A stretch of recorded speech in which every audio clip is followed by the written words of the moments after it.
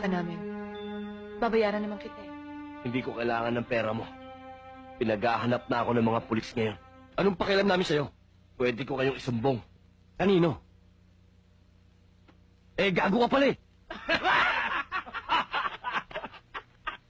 Gago pala ah. Kung makamatay ko ngayon, saan ako magpalit sa ulo ko? May magagawa kayo? Ha? Wag! Wag, Karding!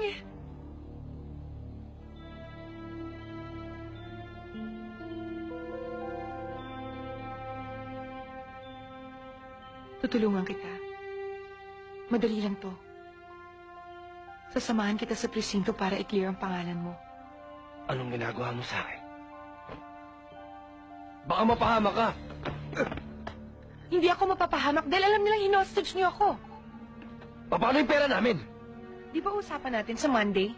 Bago ako umalis papuntang States? Alis na po tayo. Bakit kasi hindi ka nakinig sa akin? Di ba sinabi kong huwag kang lalabas ng bahay? Dahil doon nakita ka na anak ni Mama Lucy, mapapaalis tayo dito.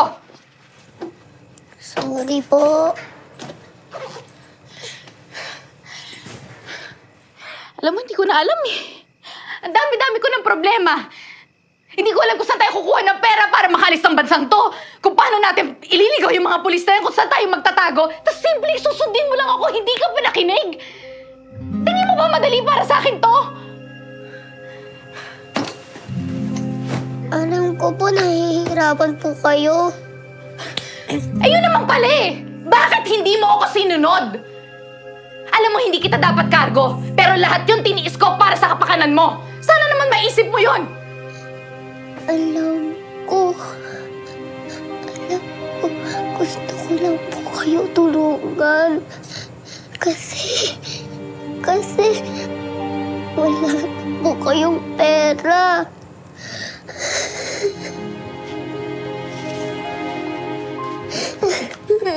Great.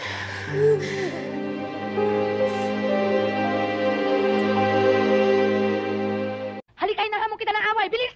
Hinahamon mo ako? Oo, bakit? Baka mapilayan ka. Hindi ikaw pipilayan ko. Halika dito, tignan ko kung saan niyang yabang mo. Hindi po pwede sa mga prinsipo ko yan. Alam mo kasi ko ginagalang ko mga babae. Ayon nga kay Confucius, ang babae minamahal at hindi sinasaktan. Ano? Pakiulit? Ang babae minamahal, hindi sinasaktan. Hoy! Mamaya na ha, pag durug-durug na buto mo, bilis na laban ano? Ganun ba yun? Dakdak pa ng dakdak dyan eh. Mapilit ka